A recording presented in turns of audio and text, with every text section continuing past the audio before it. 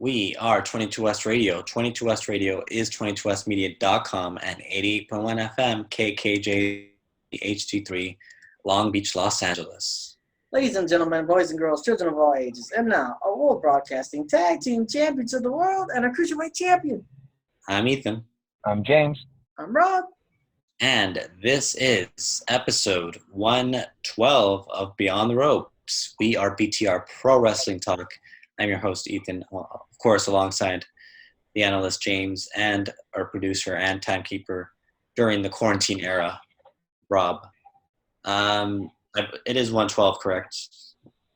Okay, just double checking. It is now. I'm currently phasing in and out because of this undisputed background I have. Today is the 1000th day of the undisputed era, so I had to have them, The 1000th day? Yep. Or the 100th? No, the 1000th day. That's what they said.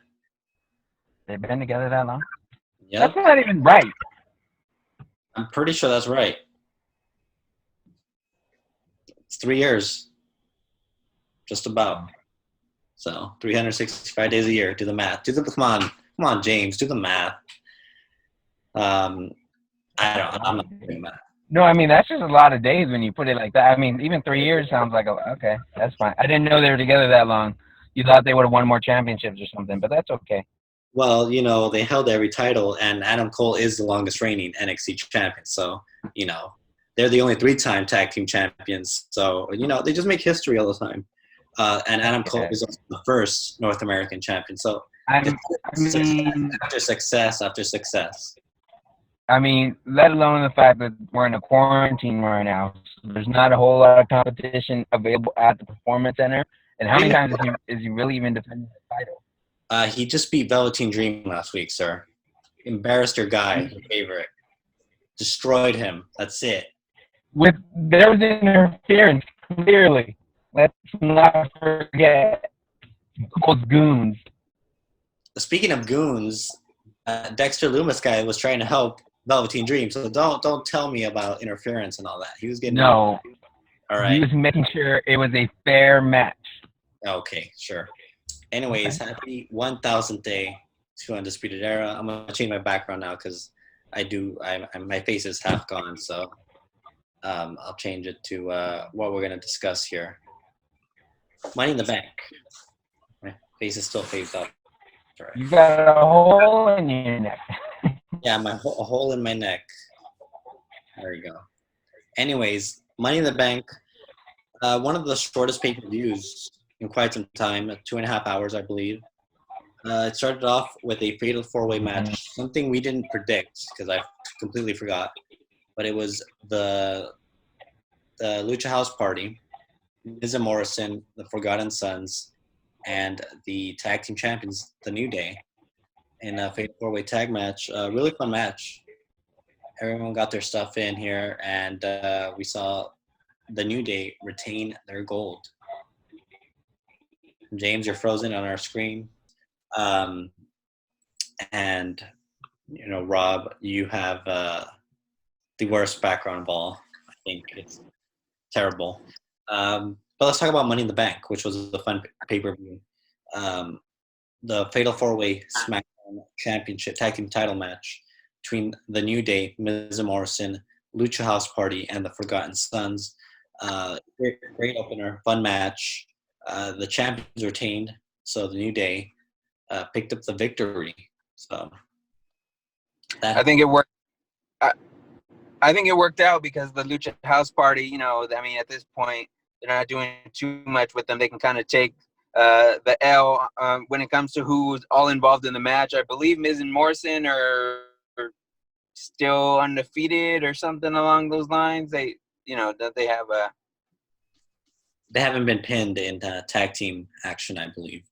Since they've been together, right? Since they've been, at least since they've been back. Okay. Yeah. That's what since this second run or whatever. Yes. And they both had great matching gear that I tweeted out. Their green attire to match with Money in the Bank, which looked great. Next match, we had R-Truth, who was scheduled to face MVP. However, that was not the case. Ended up getting did you hear that text message from my laptop? I thought it was an Amber Alert. Pizza Hut's messaging me while we're live Zoom. Anything can happen in the quarantine era, right here on Behind the Ropes. Yeah, I have my messages on my laptop, so if you hear any, yes, there it is. But getting back to the Money in the Bank event, MVP had an alternate by the name of Bobby Lashley, and they're seemingly building up Bobby Lashley here. We'll talk more They about him are. when we're discussing because there's some story development there for sure. Anyways, Lashley pretty much squashed R-Truth match. Any thoughts about what happened here? Poor R-Truth. Rob's favorite wrestler. Yeah, look at him. He's disappointed. But you know what? Truth got a little bit of a spotlight on Monday as well. He wasn't all bad for him. So we'll get into that very shortly. Next match we had was for the SmackDown Women's Championship between the challenger Tamina and the champion Bayley.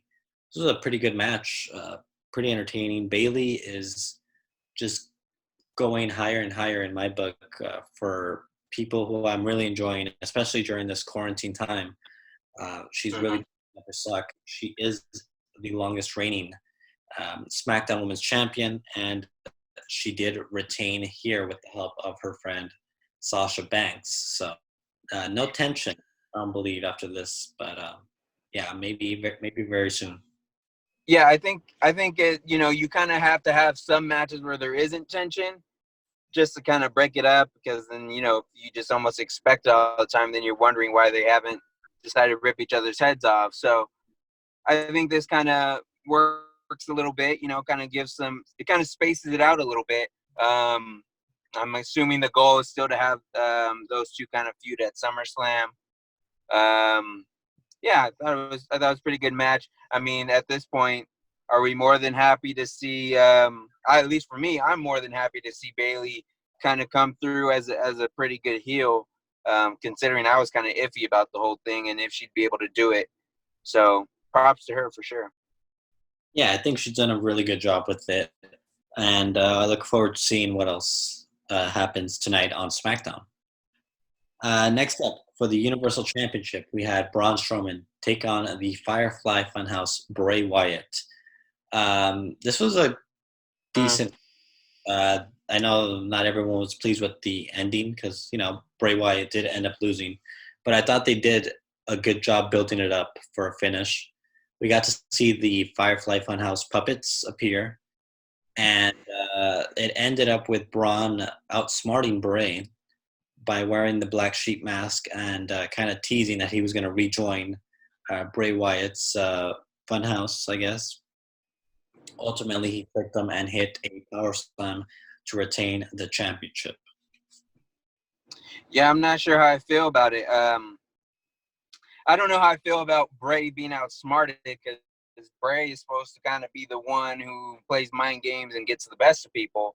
I mean, I'm not saying Braun Strowman is dumb, but he doesn't come off as the one who's kind of playing the mind games or has the upper hand in that category. So I don't know. I was a little kind of thrown off by it. I thought it was a nice touch that they reintroduced the mask. And again, I love when storylines acknowledge past interactions and past situations, let alone the fact Bray is responsible for bringing Braun in storyline wise. So I thought that worked out. I was pretty happy from that standpoint, but the match was kind of so for me. I guess, I mean, when you don't see Bray as the Fiend, you kind of almost expect Braun to win, I would think. That's just me. And after the match, they did tease the Fiend because there were glitches, and it showed the Fiend. So this storyline will likely continue heading into Backlash, which will be the next pay-per-view coming in about 4 weeks from the Sunday. So we have another pay-per-view to look forward to indeed. Next up, for the WWE Championship, Drew McIntyre defended against Seth Rollins, and Seth Rollins got some new entrance music, and I was just enlightened the entire time. Um, it's beautiful. It's just a beautiful Sunday, Seth's Day, as I like to call it, and it was amazing. So, you didn't like his music, did you? I mean, I think it's okay, but I don't know. I think it kind of doesn't carry more meaning when you don't win the match. Sir, it was an off night, especially with the news that happened following the following day, which we'll talk about in a bit. But he had a busy 48 hours, so he had a bit of an off. No, there's no doubt about it. I'll give him that much. But again, I just think when it comes to like new entrance music and stuff like that, I usually like when it comes off of maybe a long like break or something. You kind of change it up a little bit, but not like middle of especially during the pandemic and everything going on. It's like, meh. Yeah, I would have liked this sooner for sure, or if they waited for a crowd. But it is what it is. We got some new music, and I'm very pleased with how holy it is for sure. The match pretty much ended after some back and forth. Actually, Seth was dominating this match. Ultimately, however, McIntyre hit the Glasgow Kiss and rebounded off the ropes and ultimately hit a Claymore kick to defeat the Monday Night Messiah. And after the match, a little bit of a shocking moment. They shook hands. Drew McIntyre gave out his hand, kind of persuaded Seth to shake his hand, and he did. He wasn't too happy about it, but he did. So, interesting development there. Yeah, that's for sure. I'm curious to see where they do end up going with that. Because when I did see that handshake kind of taking place when Drew stuck out his hand, I was like, there's no way Seth is going to shake his hand. But when he did, I was kind of surprised. Absolutely. And now to perhaps the greatest moment in WWE history, the double main event, the men's and women's Money in the Bank ladder matches that took place at Stamford, Connecticut, inside the WWE headquarters that started on the ground floor and ended on the roof of the building. I have the notes are here, so we're going to do a little bit of a breakdown for each segment as best as we can. It started off pretty much with everyone getting a mini entrance, which is hilarious. They got their theme music and I walked into the camera shot, which is amazing. Right. And you had like Daniel Bryan come out. He's like, "You guys ready to fight?" and everything. He was just like smiling the entire time. You had like Shayna Baszler doing her entrance that she normally does, which is it was weird because the ladies were in front of I think they were like in the lobby. They were like in the front lobby, yeah. And then the guys were in the gym, which I don't know if that's even lower than or if it's in the same floor. I think there's only like some holes that could be poked into the whole match. There's only like 4 floors, but I think there's another 3 or 4 floors underneath that are like parking structures. I thought there were like 10 floors, so I don't know. That's kind of what I thought too. But listening to Jim Cornette's podcast, he said there's only 4 floors. I don't know if WWE owns that entire building. I don't know. But there's only, huh? I would imagine that they do, but I would have thought too, but yeah, so I don't know. But I mean, they obviously did not go all over the entire headquarters. They focused in on certain areas. But starting off the match, Asuka came out last for the women. True MVP of this week, by the way. She came out. She was on the second floor, kind of taunting everyone, and the women were like, "What are you doing up there?" And then the bell rang, and she jumped off, and they obviously caught her. And then the men brawled in the gym for a little bit. Poor AJ Styles got trapped under one of the with the weights. The weights, yeah. Which he could have totally escaped, which he did, but right. He was trapped into there. He asked Ray for help, and Ray just kind of said no, pretty much, and left him there. And as they were all leaving that area, Ray walked past the restroom. We got to see a little cameo from one Brother Love, who people may know as Bruce Pritchard. Bruce Pritchard. Yeah. He came out. He did his little thing. He zipped up his fly because that was still down. And he's like, "I love you," and then Ray said, "I love you too, but I got to go in this match," so he left. Which was a ridiculous moment. This entire match was ridiculous, but it was great. Also, after Asuka kind of jumped on everyone, she got up and started dancing, doing her thing, and ran into the elevator. Was dancing in the elevator, which was amazing. So that was awesome. That was kind of the opening scenes for each match.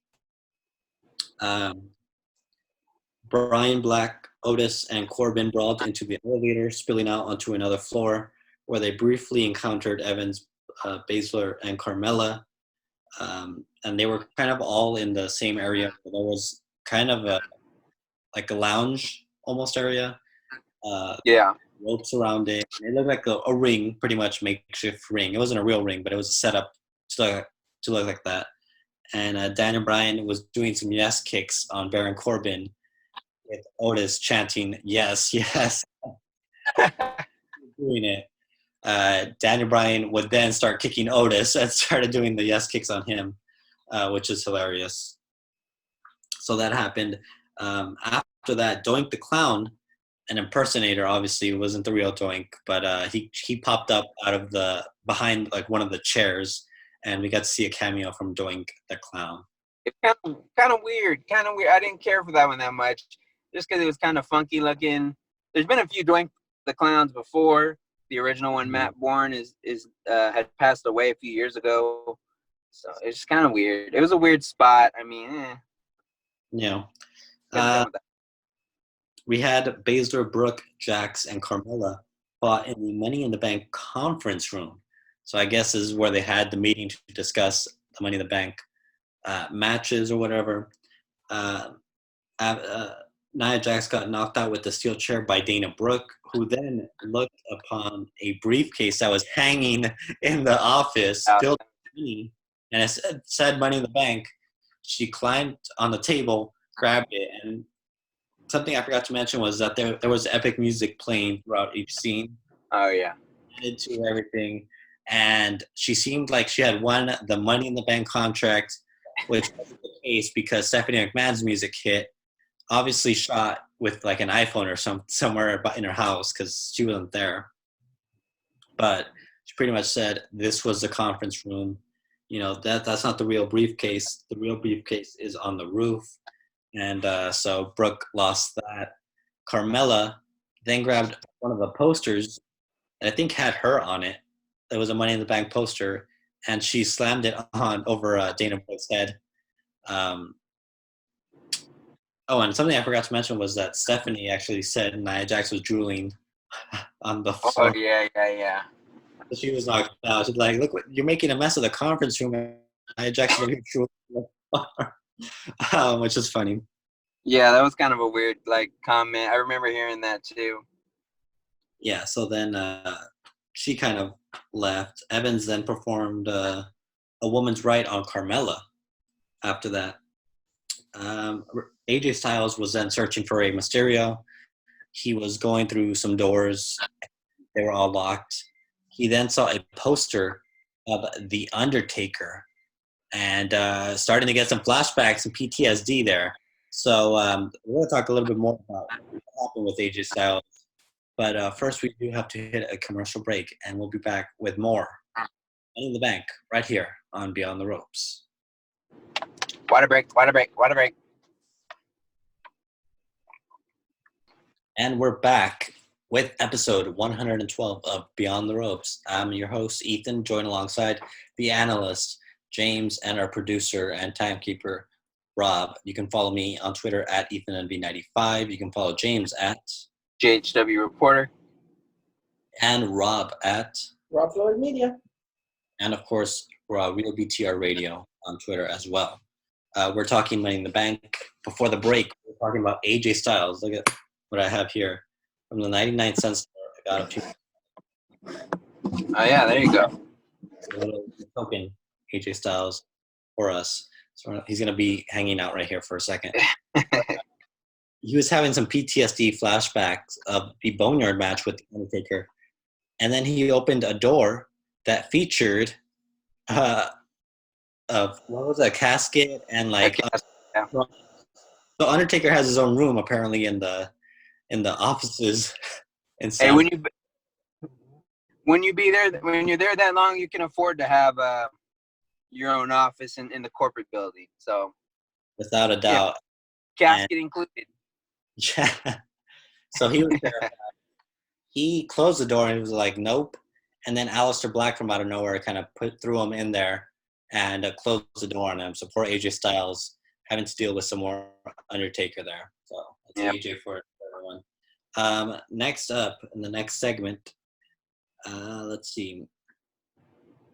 All of the participants except Styles and Asuka, who was kind of running around being chased the entire time, converged in a room where Paul Heyman was eating in a buffet. So he still had a buffet there. He's like the only one in catering. I don't know why he was by himself. But he was trying some food there. And then, so I believe Otis actually grabbed one of the foods and threw it at Paul Heyman's face.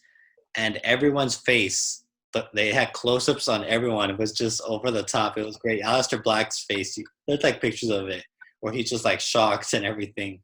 And then I think Otis yelled food fight, and there was a huge food fight between the men and the women, which was great. There was some interaction there. Baszler applied the Cure Fatal Clutch on Mysterio, so she was knocking him out. And then Nia Jax and Otis then charged, and Baszler got out of the way, and poor Mysterio got squashed between Otis and Nia Jax. So that pretty much just took. It's a tough way to go out. Yeah, for sure. Then Jax threw Carmella through the buffet table, and then teased Otis with a fight before the two went their separate ways. And I believe she also threw Dana Brooke against one of the vending machines there. Yes, someone went through a table, right? Carmella, yeah. Yeah. Yeah. So Otis then went to the cafeteria because there wasn't enough food there. He went to a cafeteria that was, again, empty. By the way, no one's working in this building, obviously, because it's, not essential, I guess, technically. But it's weird seeing that just random people be there in random spaces, even though no. Because we saw People Power, Johnny Ace, Don Laurinaitis, with his little scooter and his suit, and music hit as well. But everyone's music hit. Whenever someone new came out, their music hit. So, not Joint though. I was kind of sad about that. His music was playing. There was clown music. I don't think it was Joint though. I don't think it was Joint music. It was some type of Joint music. It was like clown music. It was some type of music. The music did change for whenever a scene changed or whatever. So, Johnny Ace then took a pie to the face, a literal pie to the face. It was Pie Face by Otis. So, poor Johnny Ace. Then we saw AJ Styles and Daniel Bryan got into a bit of a brawl. And perhaps the highlight of this whole match was they ended up in Mr. McMahon's office. He was writing down on a legal pad for whatever reason. I don't know. He was probably writing the script for Raw or something. They ended up in his office. Vince has like a giant T-Rex head on his wall. And he turns around and they kind of stop. There's like a silence for like a good second, and he's pretty much yells at them to get out.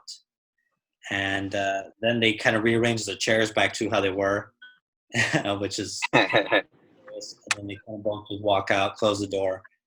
And Vince pulls out his hand sanitizer that he has on his table. He and I have the same one, by the way. The little pump cleans his hand, and goes back to the legal pad. Doing his writing. So that was a funny moment. He was also wearing jeans. I know a lot of people were surprised. Yeah, right. I had seen him in jeans before, actually. The first SummerSlam in LA, in like 2009 or whatever, I was waiting in line for Access. It was like the first time they were doing Access for SummerSlam. Uh-huh. It was outside of LA Live. It was LA Live, pretty much that area. And a limo pulled up, and he came out, and he was wearing jeans and like a nice dress shirt. And I guess they were showing him like around the whole Access. So, yeah. It was, Really? yeah, it was a nice little moment there, 11 years ago. So. Okay, wait, question. Now that you bring it up, because you've never brought it up before for whatever reason, does he have like a big posse with him? Is the Mean Street posse with him? So on that occasion, he was by himself from what I remember. He might have had like a security or two. I think there obviously there had to be because there was a line of people waiting for Access to open. So he obviously had some people there, but he was like pretty calm. It's not like he was avoiding people. Everyone was chanting "Thank you, Vince," because Cool. we had SummerSlam there and such, and he just kind of smiled or whatever, and kind of went about his way. So, nice little moment. We get back. Let's see. The food fight happened. Vince. Okay, so Asuka was the first person to reach the roof. After a bit of a chase, they ran through there was a janitor there wiping the floor, and poor Dana Brooks slipped and fell. It looked like she hit her hard.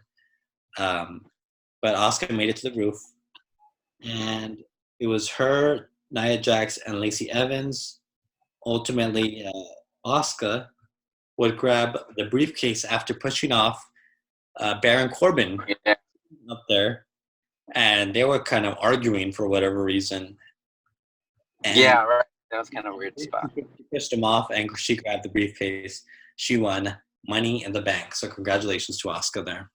Was it just me, or did it get a little awkward there for a minute after she grabs the briefcase?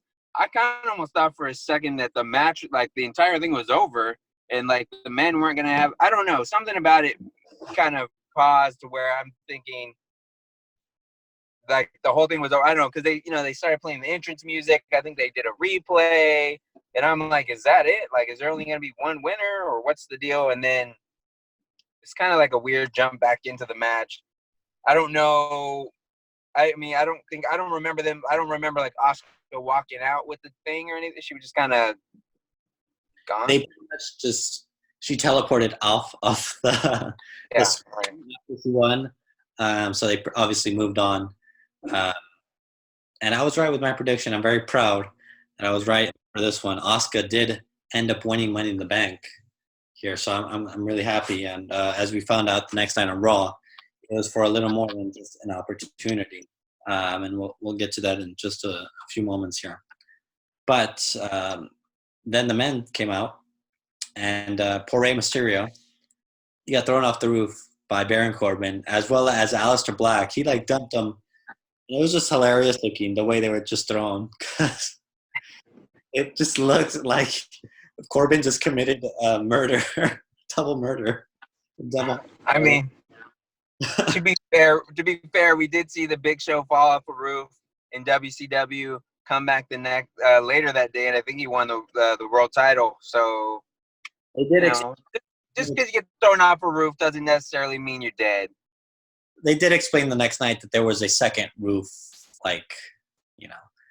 there were pictures going around that there was like a crash pad and stuff. So obviously they were not thrown off the roof. Right, Rob? Did you see that? Aleister Black and Rey Mysterio got thrown off the roof. Yeah, well, Baron Corbin committed murder on television. However, that wasn't it, because Corbin went to grab the briefcase. Didn't happen. Daniel Bryan, AJ Styles were involved in that bit of a tussle. And ultimately, it was AJ and Baron trying to grab the case. And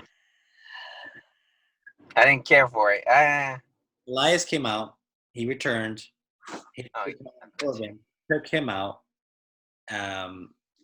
AJ had it and then dropped it, where Otis ended up grabbing the briefcase and knocking down the ladder that had AJ on it. Otis is Mr. Money in the Bank. So is this supposed to be a play? Because I believe on SmackDown they had Otis climbing up a ladder and he broke it or something. Yes, they did it on Money in the Bank as well. But could he? I mean, I guess it's gonna work. I'm kind of curious if, like, I guess it kind of, I don't know, is that foreshadow or whatever it is, their storytelling where they're like, Otis isn't going to be climbing the ladder kind of deal? I don't think he's going to be Universal Champion, if that's the case. Are they trying to be too fat to climb? Yeah, that was pretty much what they were saying. Yeah. I don't think he's going to win it either, but I think it'll make for some more great moments at the very least. I mean, I have a feeling that he's going to end up having to put the briefcase on the line, and he's going to lose it. He did say in an interview over the weekend that he would like to cash in for the tag team titles. So that hasn't been. So, I mean, I wouldn't hate that. Apparently, Vince is very high. So that would explain why he won. Very happy, you said? He's very high up on Otis. On Otis, yeah. And involved with that storyline. So, not surprising that Otis won, I guess, when you think about that. So. Oh, yeah. All right. So that was Money in the Bank. It was a fun pay-per-view overall. Like I said, 2.5 hours. But let's talk a little bit about Raw, starting with the opening segment. Earlier in the day, it was announced that Becky Lynch was going to have a major announcement. So she came out, not with the Raw Women's Championship, but with the Money in the Bank briefcase in hand. She pretty much gave a little speech saying, kind of reflecting back on her career, how she started with, at the Performance Center, and how, she had to go through a whole bunch of stuff to make it to where she is today. And she thanked the fans for helping her out, obviously heavily involved in her situation. And she said she was filled with mixed emotions. She was filled with sadness as well as joy. Everything going on. So Asuka then interrupted her, kind of mad. She strolled down the ring upset because Becky had her briefcase, and explained that, she had a briefcase because it was more than just for the Money in the Bank contract, and that there was a code, a combination, pretty much that. So Asuka couldn't open it. So Becky opened up the briefcase to reveal that Asuka had won the Raw Women's Championship because the Money in the Bank ladder match for the women was the Raw Women's Championship. Asuka looked shocked. She was surprised. Then she grabbed the title and celebrated all over the building, which was fun. And Becky, with the line of the night, perhaps, said, "You go be a warrior. I want to go be a mother." And Asuka apparently did not know, from what I've read, what was going on. And so she was very surprised. They hugged, and it was a nice little moment. Becky Lynch kind of walked away, got to kind of say goodbye to the fans for a while. And Asuka celebrated as the new Raw Women's Champion. Thoughts on this whole situation? I mean, I thought it was pretty good for what it was. I mean, there could have been a lot worse ways they could have given the title to Asuka. I think it worked out nicely. Obviously, I would have to assume they knew for some time that this announcement was going to be coming, so I think it played up nicely. If you haven't been following along with wrestling storylines or the latest, especially with Money in the Bank, that whole match I believe was filmed like a month ago, maybe feels like a month ago. So I'm sure at the time, maybe I'm wrong. I don't know if they knew Becky was pregnant 2 months ago or a month ago, but. So they did. I believe she revealed she's known since like the beginning of April. So after WrestleMania, I think after they taped WrestleMania, she found out. So she has not wrestled since Mania, actually, which would explain. She knew about being pregnant and stuff. So they figured out the way, obviously, to take the title. And I think it was the best way to do it. Oh yeah. Contract. So, yeah. So it was a nice moment. Obviously, Becky Lynch will not be on television for the next year, at least. It does seem like she does plan on returning because sometimes that doesn't happen. But it looks like she's got some unfinished business. She's very much she was very much reaching her peak, honestly, being the longest reigning Raw Women's Champion. Yeah. 399 days is not a bad way to kind of go away. So I am curious to know, though, what this does for a lot of different things, including like Charlotte on NXT, what this means for Ronda Rousey. And, there was supposed to be this chance of her coming back. And, of course, her and Becky would have been the obvious storyline to return to. So there might be some questions that need to be answered regarding the women's division. I think it also does create an opportunity for Asuka, who kind of hasn't maybe been the same since losing that first match to Charlotte at WrestleMania. I think this does kind of help her, especially with a lot of heels available for her to compete with, including, people like Baszler and Nia Jax, and, you could throw in whoever else you want in there. So I think it'll be good. Yeah, I mean, speaking of Asuka, she's actually had a pretty good run in WWE, despite what I think people are saying. Her list of accomplishments: Raw Women's Champion, SmackDown Women's Champion, NXT Women's Champion, and was never defeated for the title. Women's Money in the Bank ladder match winner, the first ever Women's Royal Rumble winner, the first ever Mixed Match Challenge winner, and a Survivor Series sole survivor. Also, she is one half of the longest reigning women's tag team champions. So, well, didn't you just come with the facts today, didn't you? I mean, it was an impressive feat. I think I even tweeted it out that night. She is like ultimate Grand Slam champion. So, along with Bayley, they're the only two to have that Grand Slam. So, yeah, for sure. I think it's well deserved. I mean, it just feels like she's kind of been a little flat when she was doing the tag team thing, but you had a little bit of that for sure. Yeah. So I do think we have to hit a commercial break. I did give you guys a discussion question. I hope you thought about some answers. We'll be right back here with more on Beyond the Ropes. We are 22S Radio. 22S Radio is 22smedia.com and 88.1 FM KKJZ HD3 Long Beach, Los Angeles.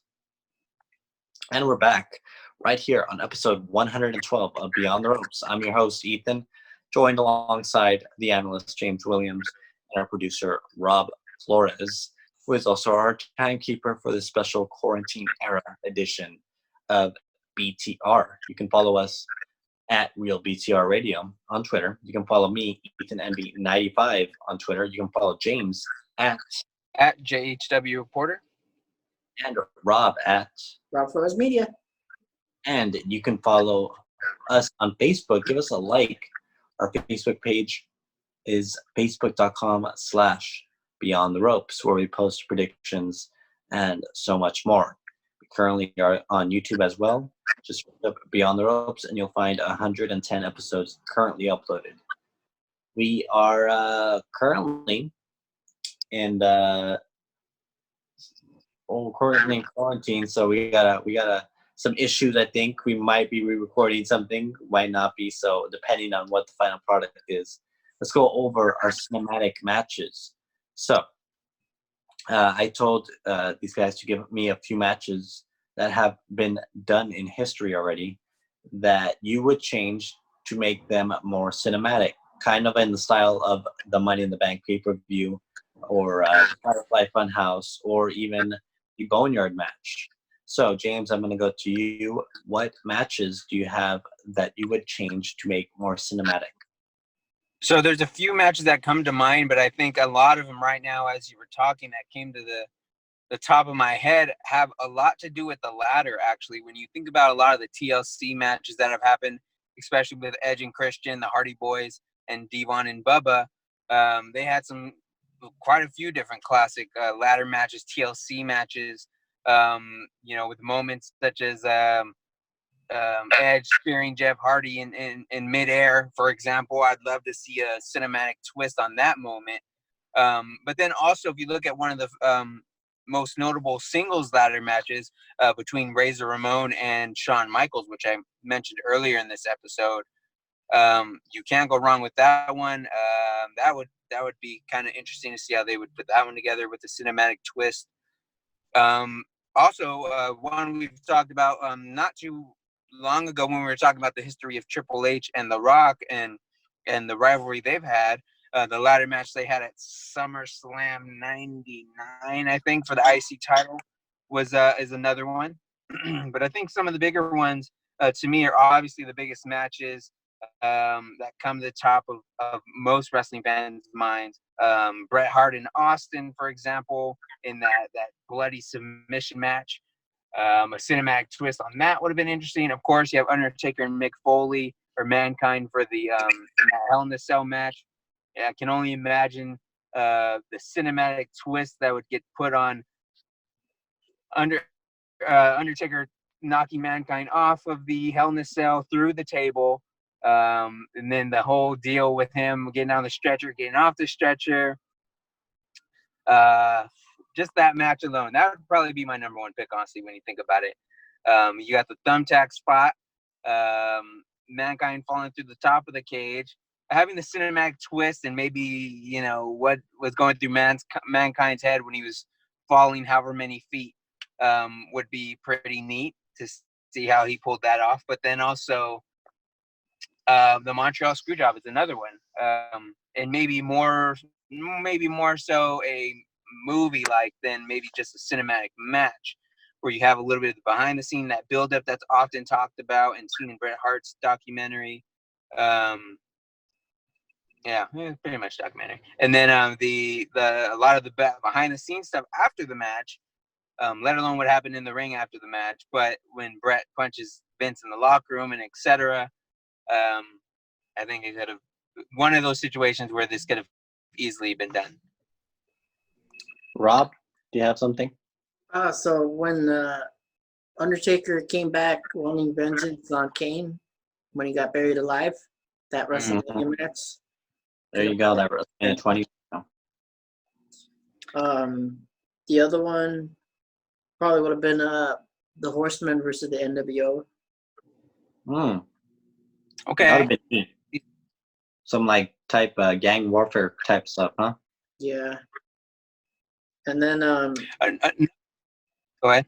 Probably storyline wise, just because they were mentioning so many different movie quotes, would have been when they had that they dropped the ball on it though, but the R-Truth Goldust stuff. Yeah. That would have worked. I could have seen something like that working. Yeah, Goldust is a very cinematic character. This is true. He was made for that.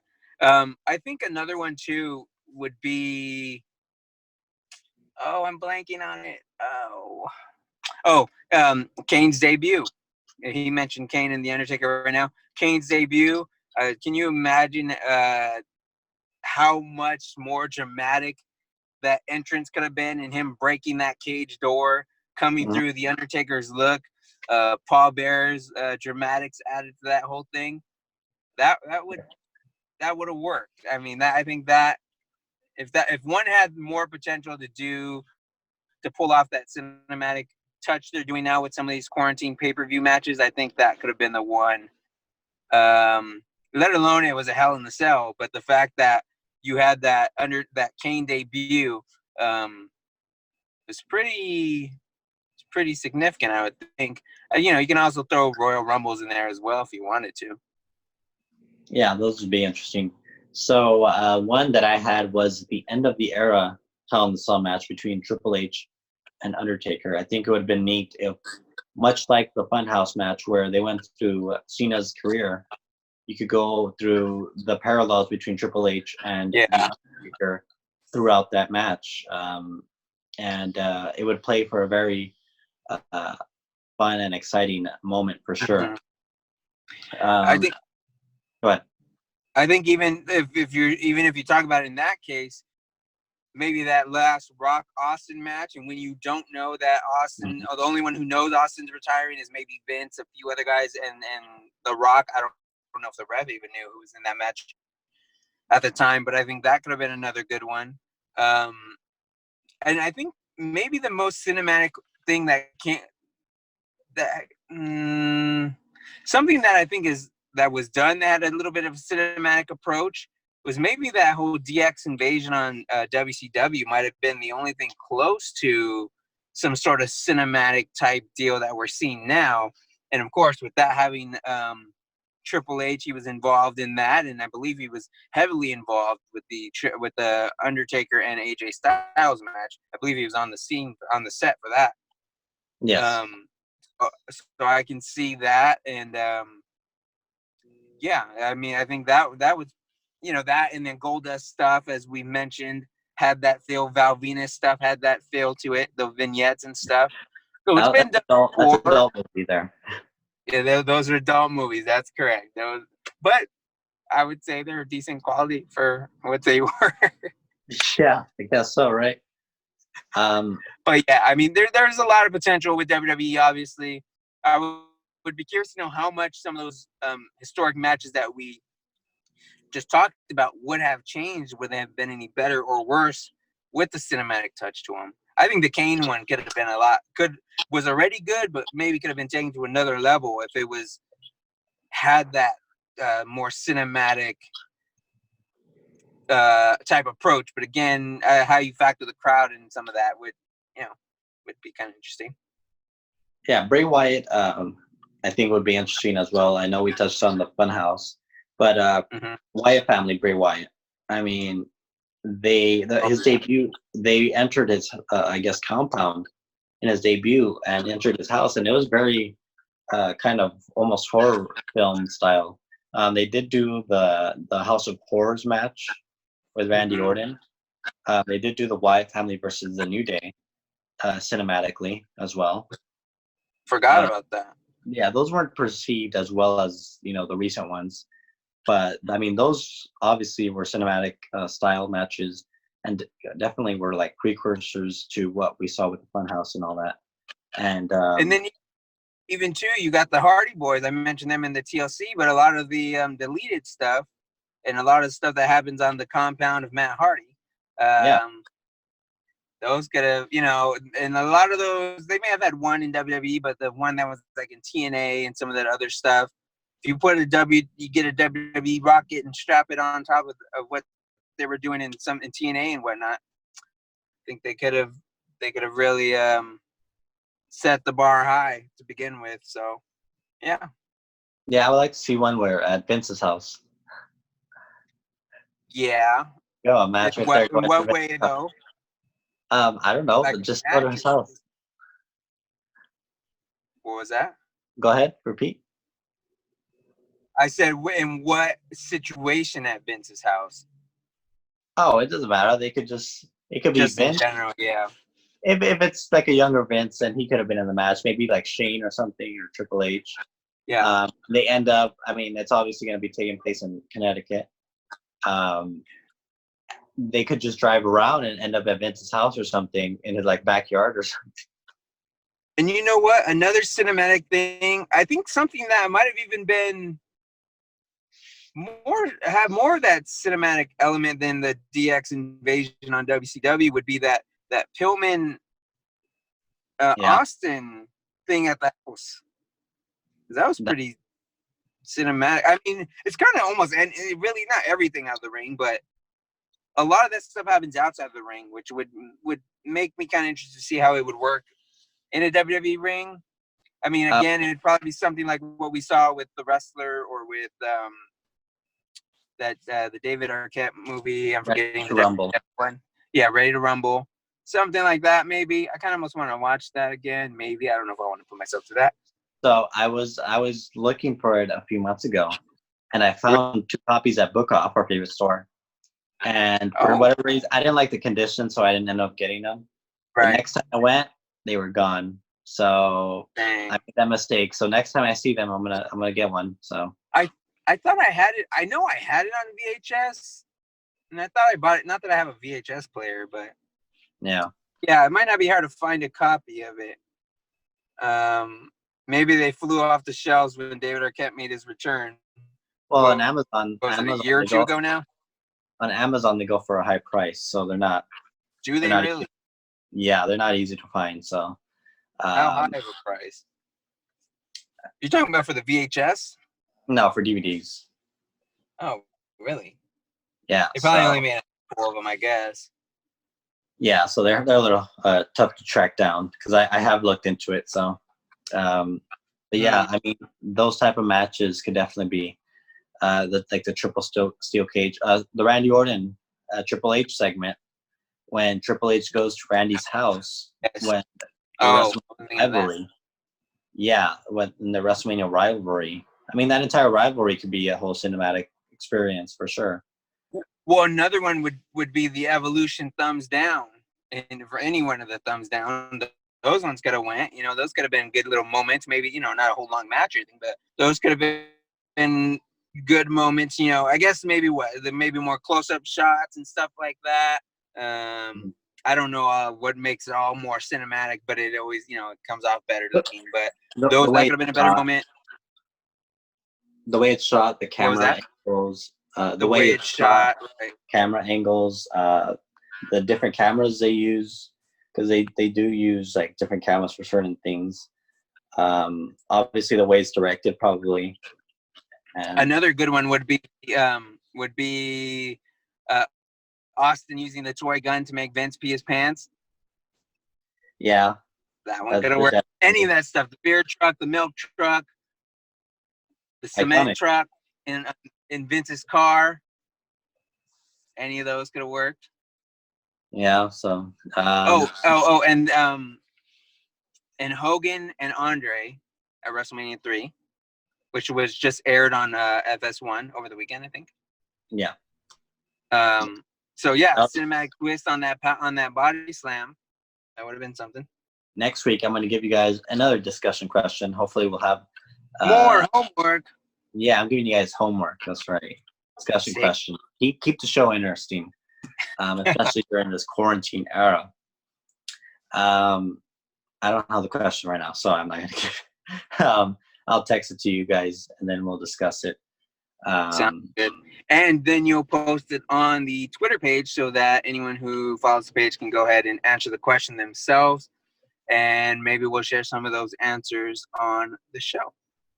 Yes, for sure. And hopefully we'll create a strong, great discussion. NXT obviously happened this week with some big stuff. We're going to talk more about In Your House perhaps next week as well as what goes on tonight on Friday Night SmackDown with the new Money in the Bank.